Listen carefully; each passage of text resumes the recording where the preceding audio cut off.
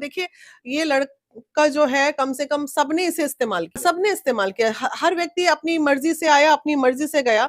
वो चाहते तो बहुत कुछ किसी का बिगाड़। ज्योति की एक अच्छी कोशिश अगर होगी, जिस तरह से वो कोशिश कर रही है उनका तरीका गलत है। जिस तरह से एक बीवी को कोशिश करनी चाहिए वो अगर कर ले तो शायद वो दिल का बहुत पिघला हुआ लड़का मुझे नजर आया और लगा कि बिल्कुल बहुत कभी किसी का बुरा नहीं चाहते हैं। वो बैठेंगे, बात होगी तो ठीक है। अब मामला जब कोर्ट में है और तुम आई ही नहीं, फिर एक कोशिश हो रही है कि दोनों एक साथ बैठ जाएं। अगर बैठ जाते हैं तो उसी दिन फाइनल निर्णय हो जाएगा और इसमें पवन को पहल करनी चाहिए और जरूर करनी चाहिए पवन को, जितनी जल्दी हो सके बंद कमरे में बैठ के चीजों को खत्म। अपने हाल ही के इंटरव्यू में वीना मानवी ने पवन सिंह के लिए जो बातें बताई है, शायद वो सुन के आपको भी यकीन नहीं होगा। वीना मानवी ने पवन सिंह के लिए कहा है कि पवन सिंह एक बहुत ही नेक इंसान है और दिल के बहुत ही साफ हैं।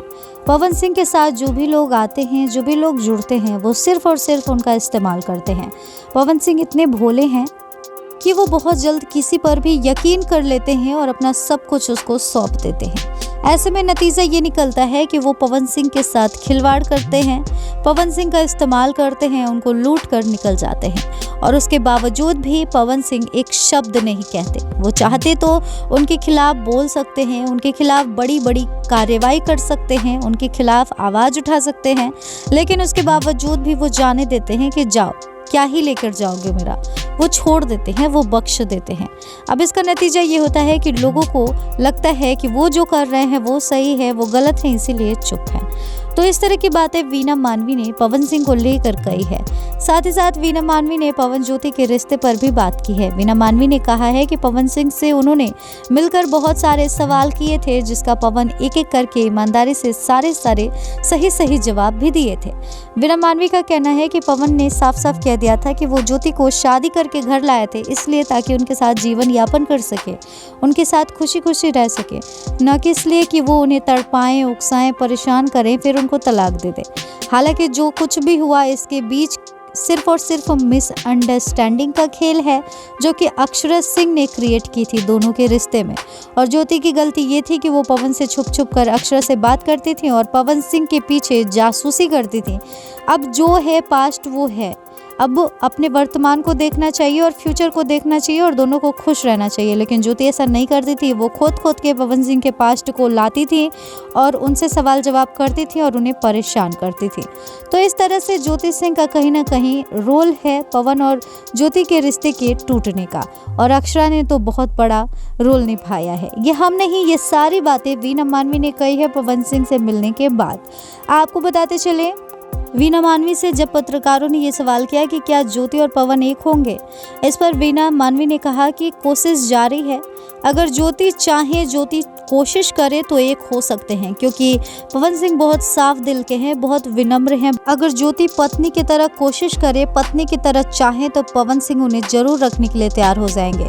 ज्योति सिंह अभी पत्नी की तरह कोशिश कर ही नहीं रही है। एक पत्नी होती है जो गले लगाकर भाव विभोर होकर कहती है कि बस बहुत हो गया, अब मान जाइए, तो कोई भी पति मना नहीं कर सकता। प्यार से बड़ी कोई चीज़ नहीं है। अगर एक बार बीवी प्यार से अपने पति को बोल दे तो पति पूरा दुनिया हार जाता है।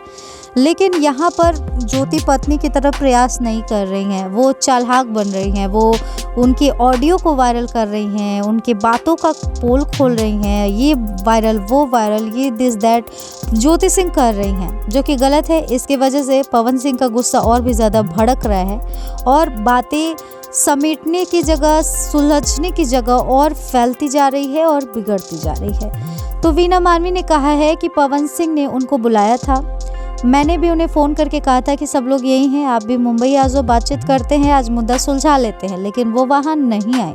इसके बाद पवन सिंह ने कहा कि दीदी, मैं आपका बहुत सम्मान करता हूँ, इसलिए मैंने आपके कहने पर बुला लिया कि आके बात कर ले, सारी चीज़ें सुलझा ले, लेकिन फिर भी वो इतने घमंड में है कि नहीं आई, तो अब मैं मिलूंगा नहीं, अब मैं बात करूंगा नहीं। अब कोर्ट में जो भी चल रहा है, वो जब भी फैसला आएगा उसी को सर्वमान करके अपनाया जाएगा। अब कोई भी बाहर out of the court settlement नहीं किया जाएगा।